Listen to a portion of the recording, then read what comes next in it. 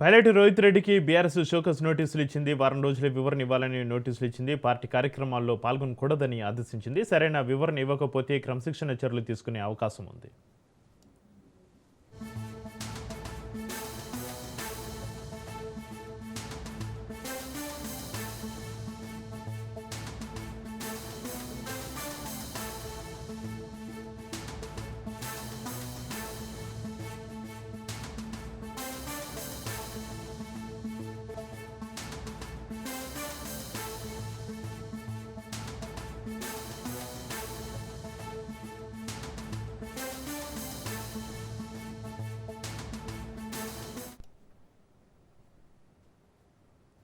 Telangana assembly సమావేశాలు జరుగుతున్నాయి. ఇప్పుడు అలా చూద్దాం. Governors address. Speaker sir, I beg to move that an address be presented by Governor as follows: that the members of Telangana Legislative Assembly assembled at this 8th session are deeply grateful to the Governor for the address which he has been placed to delivery to the members of 3rd Telangana Legislative Assembly on 16/3/2026. Thank you, sir. Motion moved. I request Sri Adi Srinivas to second the motion of thanks on the Governor's address moved by the Sri Balu Nayak. Speaker sir, I second the motion of thanks and address by the Governor as proposed by Sri Balu Nayak Nenavat. Motion moved. Now the discussion. Balu Nayak.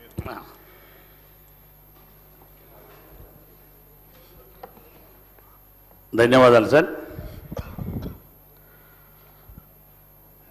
Governor గారి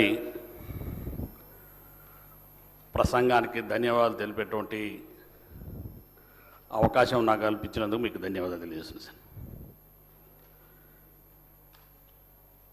రాష్ట్రంలో ప్రజారంజక పాలన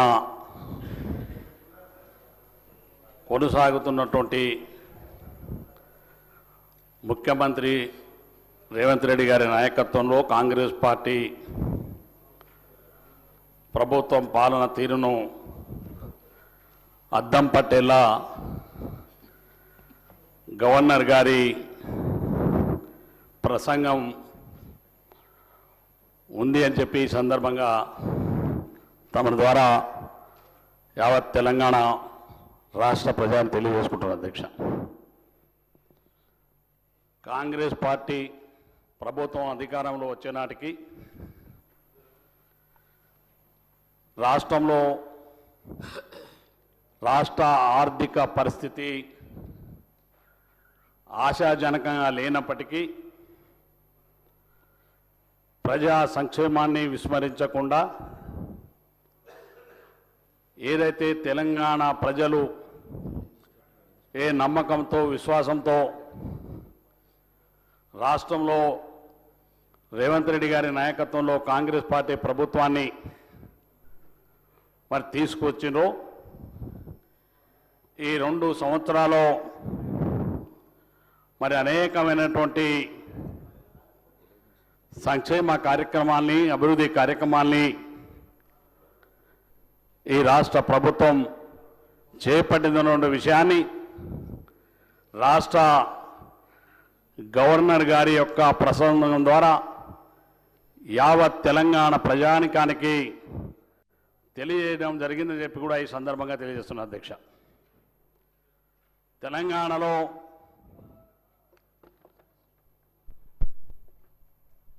రెండు 2023లో జరిగినటువంటి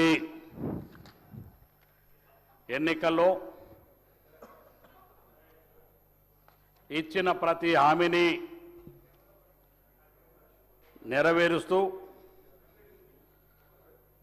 రాష్ట్రాన్ని ప్రపంచ స్థాయి ప్రమాణాలతో అభివృద్ధి చేయాలనే ఒక లక్ష్యంతో తెలంగాణ రైజింగ్ 2047 విజన్తో ఈ ప్రభుత్వం ముందుకెళ్తుందని చెప్పి కూడా ఈ సందర్భంగా తెలియజేస్తున్నా అధ్యక్ష. ఈ 2 సంవత్సరాల్లోనే ప్రభుత్వం అనేకమైనటువంటి సంస్కరణలు సంక్షేమ కార్యక్రమాల్ని చేపట్టిందన్న విషయాన్ని తమ ద్వారా తెలియజేసుకుంటున్నాను అధ్యక్ష. గౌరవనీయులైనటువంటి గవర్నర్ గారి ప్రసంగం భవిష్యత్ తెలంగాణకు అద్దం పట్టిందని చెప్పి కూడా ఈ సందర్భంగా మనం చేస్తున్నాం అధ్యక్ష. అదేవిధంగా తెలంగాణ రోడ్ మ్యాప్గా మనం చూడవలసినటువంటి అవసరం ఉందని చెప్పి కూడా తమ ద్వారా తెలియజేసుకున్నాను అధ్యక్ష. దేశ ఆర్థిక వ్యవస్థలో తెలంగాణ రాష్ట్రం ఒక కీలకమైనటువంటి భూమికని పోషిస్తున్న విషయాన్ని ఈ సందర్భంగా తెలియజేస్తున్నాను అధ్యక్ష. తెలంగాణ రాష్ట్రం కొత్తగా ఏర్పడినటువంటి సందర్భంలో తొలి 10 ఏళ్లలో అనేకమైనటువంటి